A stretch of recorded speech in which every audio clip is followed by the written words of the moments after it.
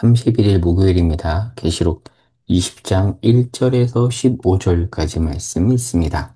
또 내가 꿈에 천사가 무저갱이 열쇠와 큰 쇠사슬을 그의 손에 가지고 하늘로부터 내려와서 용을 잡으니 곧 옛뱀이요 마귀요 사탄이라 잡아서 1000년 동안 결박하여 무저갱에 던져놓아 잠그고 그 위에 임봉하여 1000년이 차도록 다시는 만국을 미혹하지 못하게 하였는데 그 후에는 반드시 잠깐 노일이라. 또 내가 보자들을 보니 거기에 앉은 자들이 있어 심판하는 권세를 받았더라. 또 내가 보니 예수를 증언함과 하나님의 말씀 때문에 목배임을 당한 자들의 영혼들과 또 짐승과 그의 우상에게 경배하지 아니하고 그들의 이마와 손에 그의 표를 받지 아니한 자들이 살아서 그리스도와 더불어 1000년 동안 왕노릇하니 그 나머지 죽은 자들은 그 1000년이 차기까지 살지 못하더라. 이는 첫째 부활이라. 이 첫째 부활에 참여하는 자들은 복이 있고 거룩하도다. 둘째 사망이 그들을 다스리는 권세가 없고 도리어 그들이 하나님과 그리스도의 제사장이 되어 1000년 동안 그리스도와 더불어 왕노릇하리라. 1000년이 참에 사탄이 그 옥에서 놓여 나와서 땅의 사방 백성 곧 곡과 마곡을 미혹하고 모아 싸움을 붙이리니 그 수가 바다의 모래 같으리라. 그들이 지면에 널리 퍼져 성도들의 진과 사랑하시는 성을 두르매 하늘에서 불이 내려와 그들을 태워버리고 또 그들을 미혹하는 마귀가 불과 유황못에 던져지니 거기는 그 짐승과 거짓 선지자도 있어 세세토록 밤낮 괴로움을 받으리라. 또 내가 크고 흰 보좌와 그 위에 앉으신 이를 보니 땅과 하늘이 그 앞에서 피하여 간데 없더라. 또 내가 보니 죽은 자들이 큰 자나 작은 자나 그 보좌 앞에 서 있는데 책들이 펴 있고 또 다른 책이 펴졌으니 곧 생명책이라. 죽은 자들이 자기 행위를 따라 책들에 기록된 대로 심판을 받으니 바다가 그 가운데서 죽은 자들을 내주고 또 사망과 음부도 그 가운데서 죽은 자들을 내주매 각 사람이 자기의 행위대로 심판을 받고 사망과 음부도 불못에 던져지니 이곳은 둘째 사망 곧 불못이라. 누구든지 생명책에 기록되지 못한 자는 불못에 던져지더라. 아멘.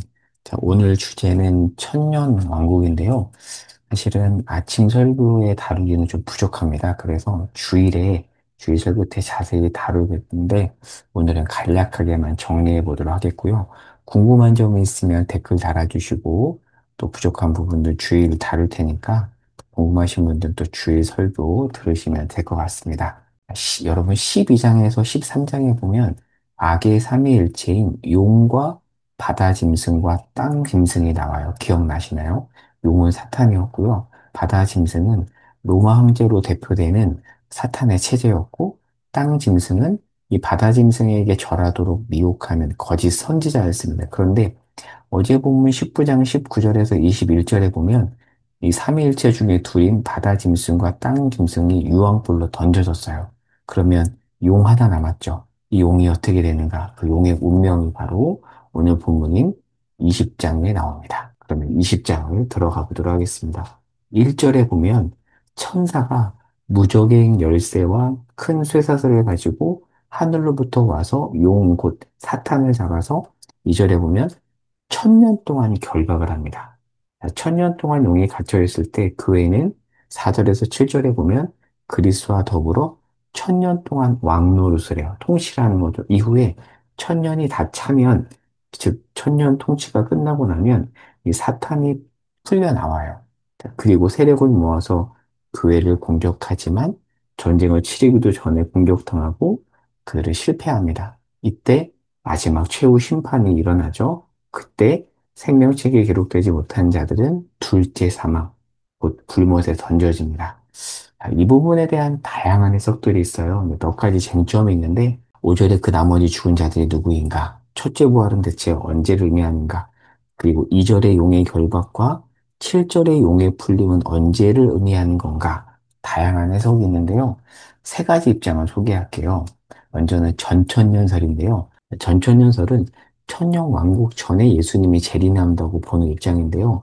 19장에서 예수님이 재림하잖아요. 그리고 20장에서 천년 왕국이 있잖아요. 즉, 문자적인 해석입니다.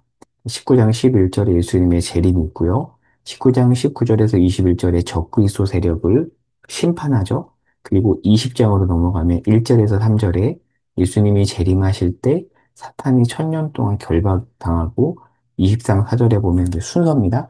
순교자들과 의인이 부활해요. 이것을 첫째 부활로 해석합니다. 그래서 이들이 천년을 통치해요. 그리고 20장 5절에 보면 아직 악인들은 부활하지 못합니다.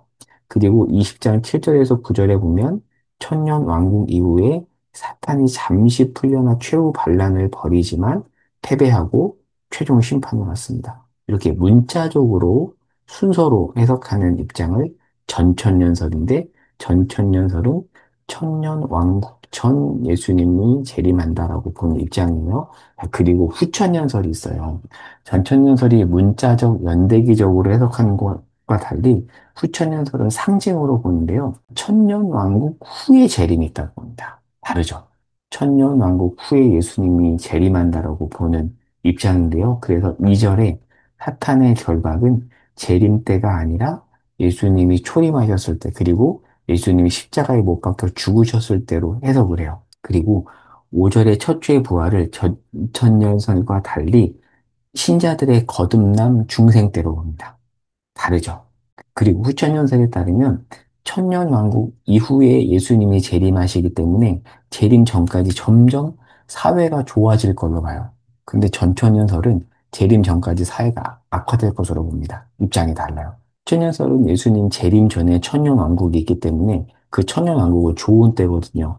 점점 세상이 좋아진다고 봐서 사회 개혁, 아니, 오타예요. 사회 개혁의 앞장서고 선교 활동을 왕성히 합니다. 이렇게 함으로써 재림이 앞당겨진다고 보는 입장인데, 감리교 창신자인 웨슬리, 그 다음에 조나단 에드워즈 같은 사람이 대표적인 주창자들입니다. 그런데 세계 1, 2차 대전이 오면서 사람들이 후천연설을 버려요. 왜냐하면 후천연설에 따르면 세상이 점점 좋아질 거로 봤는데 세상이 너무 악해지거든요. 그래서 이때부터 사람들이 후천연설에서 전천연설로 돌아갑니다. 자, 여기까지만 보고 자세한 건 또 주의를 볼게요. 자, 그리고 마지막 무천연설인데요. 무천연설은 19장에 짐승이 불못에 던져지는 것은 이미 시작된 하나님 나라에서 사탄이 치명상을 입었음을 묵시문학적으로 표현한 것으로 해석을 하고요. 그리고 20장 2절의 사탄의 결박은 예수님의 초림, 그리고 5절에 그 나머지 죽은 자들을 불신자로 해석을 하고요. 7절에 보면 사탄이 잠시 풀려나는데 이때를 재림, 그리고 이후에 최종 심판을 받는다고 보는데요.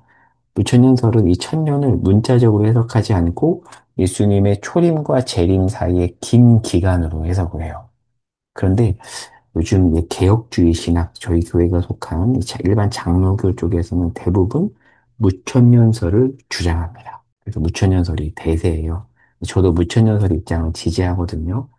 여기까지. 너무 길게 나가면 아침 길어지니까 여기까지 할게요. 참고로 영국의 넬슨 답이라는 사람이 주장한 전천년설의 일정인데요. 세대주의적 전천년설이라는 입장이 있는데요. 우리가 흔히 접하는 유튜브에서 계시록에 관한 음모설 있죠. 다 여기서 비롯된 겁니다. 그 외 전통과 거리가 멀어요.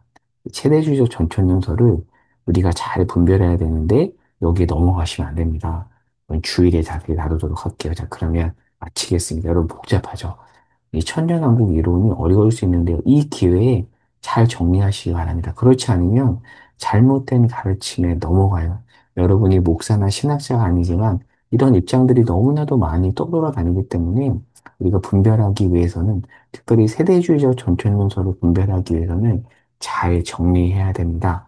모자란 부분은 주일 설교 때 다룰 거니까 여러분 꼼꼼하게 다른 기회 말고 이번 기회에 정리할 수 있기를 바랍니다. 오늘은 약간 공부식으로 아침 설교를 진행했네요. 제가 기도하고 마치겠습니다. 하나님, 천년왕국에 대해서 공부했는데 우리에게 지혜를 주셔서 이 기회에 잘 정리하게 하시고 잘못된 이론들에 넘어가지 않도록 우리를 보호해 주시옵소서. 예수님의 이름으로 기도합니다.